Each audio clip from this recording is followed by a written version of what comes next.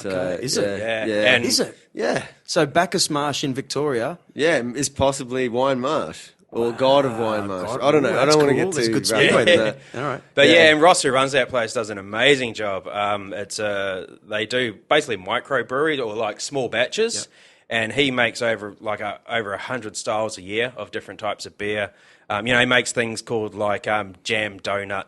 I can't remember if it's a Pils or a lager or what it is, but, and you drink it and you can taste jam donuts. And you're like, how the hell does he... The Sex, Drugs and Rocky Road. Yeah, Sex, Drugs and Rocky Road. Yeah. There's a beer that he makes, Sex, Drugs and Rocky Road. The Brisbane beer week is called Brews Vegas, and in 2014 he made over 50 different beers just for that week of events. Yeah. So that's pretty good going. Yeah. But then, man, far out. What an epic. Like, guy's not only creative, but he pulls it off too. So, What was this thing in Melbourne you just went to then? What's that called? Well, there's Good Beer Week, and then part of that was the Great Australasian Beer Spectacular, which was just epic. So I went last year, and it was epic. I can just see 10 guys saying, what do we call it? And they're all half pissed. Yeah. Like, I don't know. What about you? Yeah. The week off from our wives. No. Isn't it? The Isn't great that how the best kind of spectacular. things happen? Bunch of mates sitting around drinking beer and coming up with stuff. Yeah, totally. Yeah. No, look, man, it's 120 different beers, I think. Mate, I'm pretty sure that's what it was. And they're all an individual entry from a brewery, and it's their chance to play. So they're just like making something crazy. Something real crazy, that's the go. So, it was good. I was actually down there for Good Beer Week, but interestingly enough, it was one weekend that I said we got rid of the kids, and I said to the missus, right, we can go away, where do you want to go? And she goes, I want to go to Melbourne. And I didn't even tweak. I hadn't even think. And I went, all right, yep, we'll go down to Melbourne. And then, just before we sort of got down there, I just went, holy shit, it's Good Beer Week in Gabs. And then I thought, it's the one time. And I thought, right, I'm not going to go to Gabs because we were only there for 48 hours. What's Gabs, please? So Gabs is the Great Australian Beer Spectacular. Okay. So that's what we were just sort of talking about. And so we were in Melbourne for the weekend, and there was a heap of sort of beer events. So we went to sort of some of the events and things and caught up with some people. What did you that I get knew, to there, Jamie? So where did we go? So we went to Friday night. We went to Beer Deluxe at Fed Square, and they didn't really have anything on as such, but it was the hub for the beer week. So they just the taps there were just Magic. Fantastic. Some real special stuff on tap. Then where else did we go? We were trying to get across. We were meaning to go over and catch up with Andrew from Behemoth in New Zealand. Yep. And Chur, sort now of Chur Brewing. They're called Chur over here because don't go into that. But and anyway, and so we tried to get our pass across, and that didn't work. But we just sort of wandered around. So we didn't really go. Every pub we went into just had went to the I think it was called the Boilermaker Room, and they had a feral tap takeover. So that was fantastic. Went to that. Went to, I think it might have been called Young and Jackson. It's all becoming a blur. Just to clear up there for a sec, like the Boilermaker is like kind of pairing a whiskey with a beer, right? And do you pour the whiskey into the beer and drink it? No, I just drank the beer. I don't. It's getting a bit heavy, but that's kind of that's the gist of the joint. It's like pairing the whiskeys and beers together. Wow. It's pretty, and they have great food too, right? Yeah. Too. But I was really fortunate to go to this Boat Rocker barrel aged masterclass thing, which was it was $245, and I would never ever spend something like that for an event. I was pretty lucky because I'm in the industry. I got a little bit of a mates rates deal, but it was a fascinating day of ultimate beer geekery. But it was explained to us very early on that we had access to good brewers there, and we could ask them anything. So it went like this. I rocked up, was given a bacon and egg hamburger and an 11.8% coffee-infused stout at 10 o'clock in the morning. And then I had that, and then several beers followed. And then I think we were 6 and beers. And then came the brekkie and egg burger. Yes, no. 6 beers and 2 whiskies, because Starwood Whiskey's there. They were aging the beers in the Starwood Whiskey barrels, and they just won single malt of the year or world or something. I don't know, something epic. And the whiskey is great, but by midday, I was asking anything. There was no filter between what my mind was thinking and what was coming out. What sort of car do you drive? Anything. Where'd you get that shirt? Yeah. Did you consult anyone about that haircut? Like, people probably want to throw their burgers at me. Like that, What's your name again? Yeah. Can you get out? No? Yeah. But yeah, so it was a good day, but from what I remember of it, probably from about 12 o'clock, I don't know. Wow. Yeah.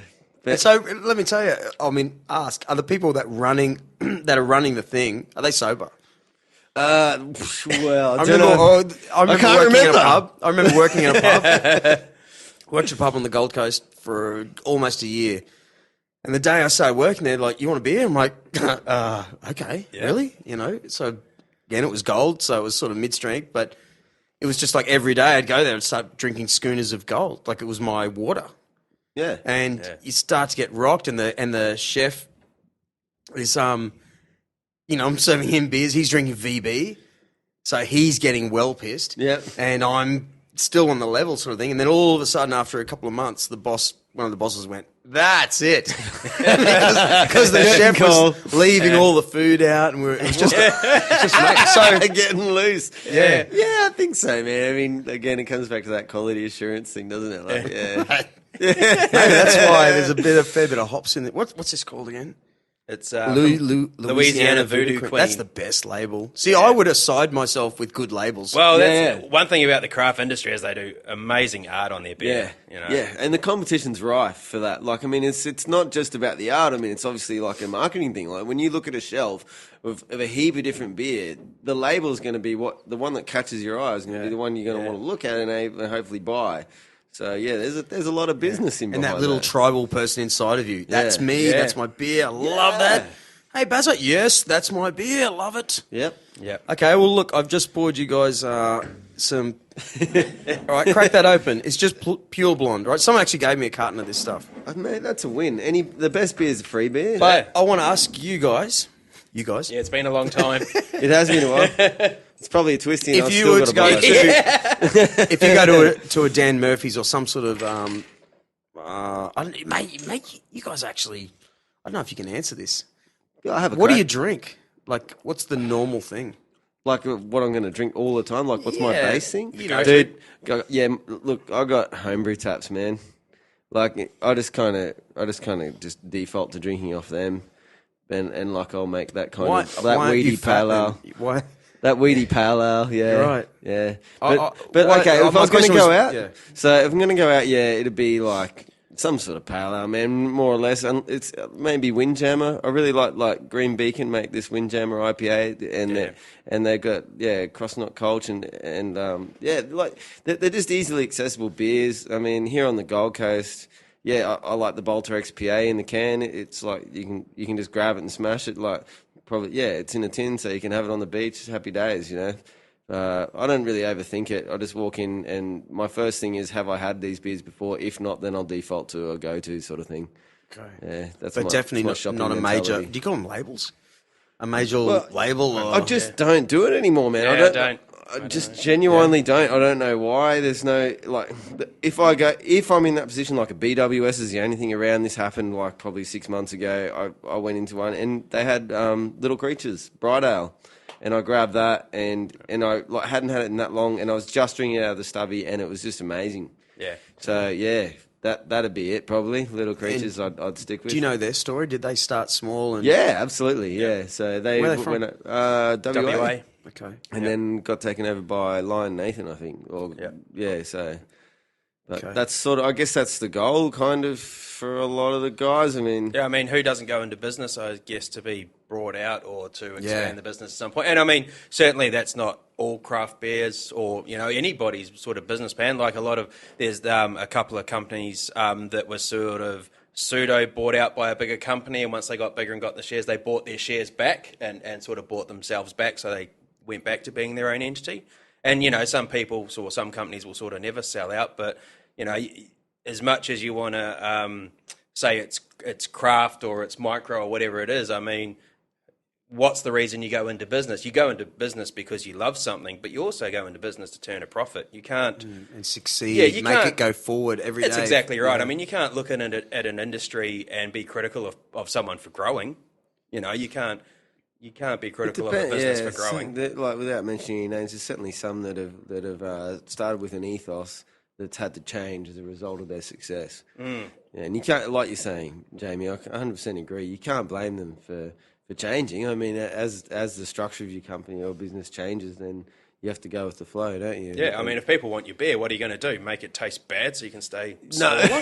Yeah. You know, or do you, and there's some companies that focus on their core range and they sort of sell that widely. And then what they do on the side is they experiment and they do seasonal releases and little things in-house that you can only get at the brewery or special events and things like that. And that's where they sort of keep their craft. Yeah, I that's guess. where I really like Mountain Goat, because I like there's others that do stuff too, but like in particular the rare breed series. Yeah, that Mountain Goat and do, I get the right ones they've into. been putting out lately have been fantastic. Like, so Mountain Goat recently got bought out by a large overseas company, and there was all this thing through the industry about, now the beer's going to go downhill and they won't be able to experiment. And they've just proven everybody wrong, because since they've been taken over, they've just been releasing these one-off special beers that have just been absolutely killing. I mean, the last IPA they released just won gold at the Beer Awards. Yeah, right. Was that the Zimmergist? Yeah, they just took out best IPA. Yeah, it was fascinating. Yeah. What's IPA? So India Pale Ale. Yeah, you can go into this one, Jamie. Was it India? Yeah. Yeah, so the theory behind it is you have your standard pale ale, and when they used to send the ships from England out to India, the beer wouldn't last. It wouldn't last the journey. So they upped the hops and they up the alcohol content to make it last, and so it became known as India Pale Ale. So, so it's just more bitter, more flavoursome, and higher alcohol content. Imagine that boat. Could you imagine that Took a long time to get there. Captain, it's not lasting. We may as well have a bit of a nudge. I'm thirsty, Captain. Yeah, me too. We had a pizza. Damn. But yeah, All right, so okay. Here's one back to you then. What's good food with what's a good beer food? Or is that a weird question? Like Pizza. I love beer and Slow cooked barbecue. Yeah, but that's my thing, I guess. So along with craft beer, I guess my passion, or one thing that sort of pops up on my social media and what I do is low and slow barbecue. So that American style 12-hour smoked briskets and stuff that sort of stuff. So that's what I do. right. And give me some good names of like what's happening in Brisbane. Like we got the Brisbane Barbecue Festival's coming up. So 2nd of July, I managed to somehow get my foot in the door and become a judge for the Brisbane Barbecue Festival. Yes. So that's just like, you're not allowed to do anything from 10 o'clock till 3 o'clock because you'll be eating. And I was like, oh, really? Damn. So yeah. So that's coming up. Tickets are selling really fast. So there's where is that? It's at the Brisbane Showgrounds, RNA Showgrounds. Yeah, right. 2nd of July. Okay. Yeah. There's 48 teams competing. Is it just a day, 2 days? Yeah, just the one day. So the team's all set up. So the food that they cook, it's like 7 to 12 hours, depending on what they're doing. So, you're talking brisket, pork ribs. What is a brisket, by the way? Brisket, it's the chest. Okay. So the boob. So the meat on top of the rib. It's the chest. So if you think of it, so it's sort of like the muscle that supports at the front. Yep. It's the muscle that supports the cow. Okay. And that's why. Is that a good?